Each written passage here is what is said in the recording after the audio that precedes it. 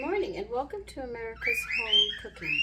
Today I have some beef cube steaks and I want to do them a little different, really different.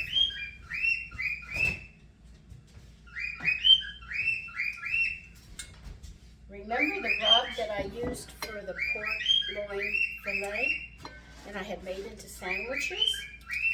That's what I'm going to use, the rub. Except I'm going to mix it with yogurt. See, I have it right here in the window. Take some yogurt. I want to mix it into the yogurt before I mix it into the steaks. So the seasoning will be just spread out all over.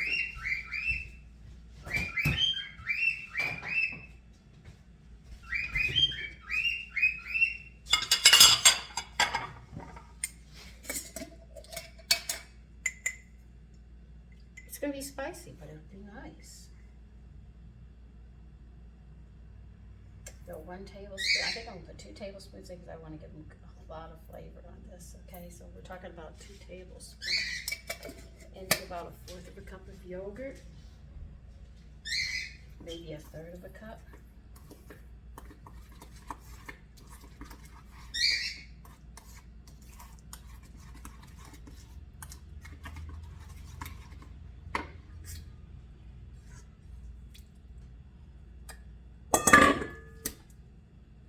This is 2 pounds of cube steaks, and we've already talked what 3 ounces look like, so you know there's a lot of protein in this. I can't wait to try this, just to be different, you know.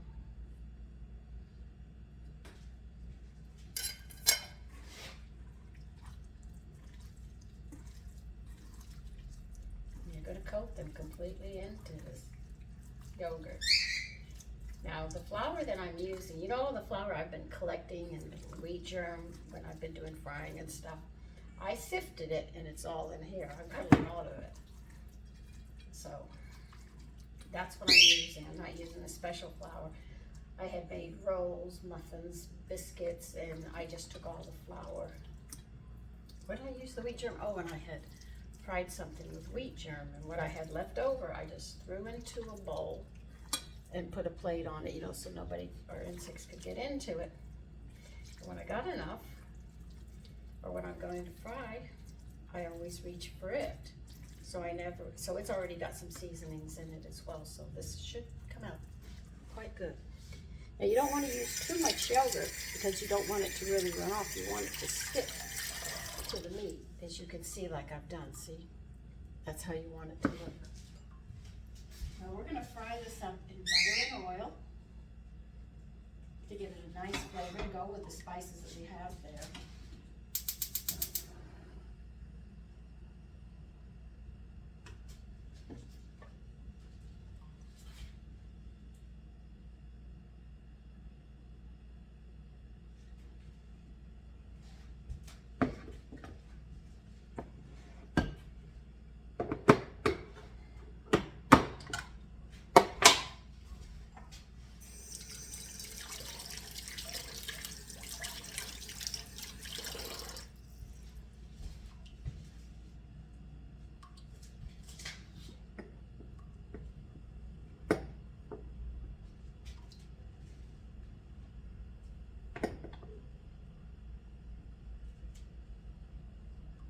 Now, how do you judge your butter and oil?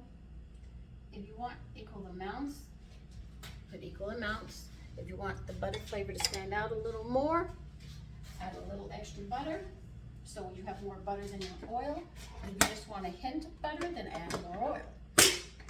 Now, the oil I use is an all blend that I've made. So it's a combination of safflower, sunflower, peanut, and olive oil, okay? You can make your own combinations up, but they always do recommend that the base that you use has to be olive oil because of the linoleic acid in it, which can build other acids off of it, which you need for the cells needed to help them stay healthy. If you wish to use corn oil and butter, that's a good combination. If you have just a vegetable oil, just a plain one, you can add add it, or you could add some butter, not just butter, but you can also add some peanut oil with it, and that will pick the nutritional value up with it as well. I sit there and put vitamin E in when I make mine, and I just happen to like the flavors that go well with that. Oh, I already got that platter taken. So I'll use that.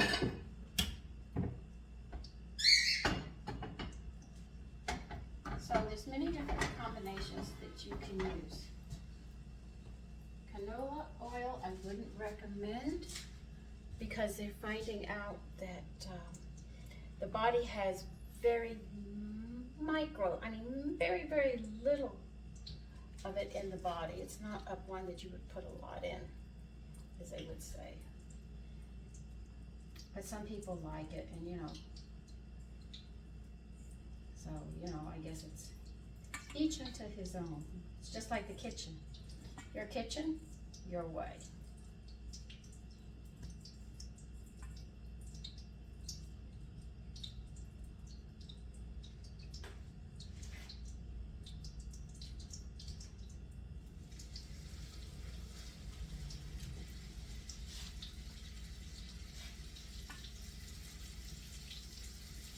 You don't want to overcook these, because if you do, they become extremely tough. So you might,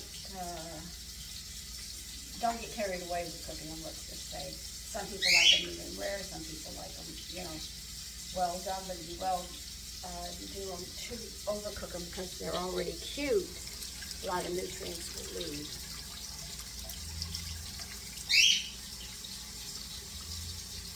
And will spill out of the tissues.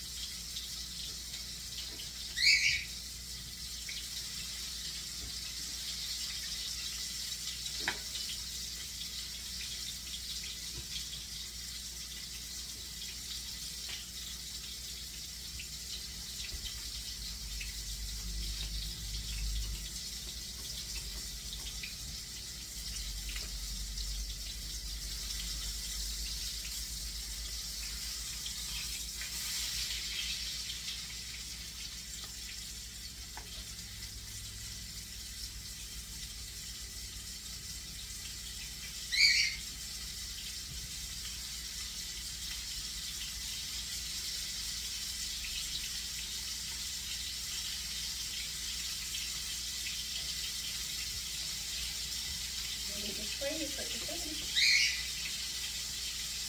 Well, let me finish frying these up, and I'll be back and show you what they look like. And here they are, not overcooked.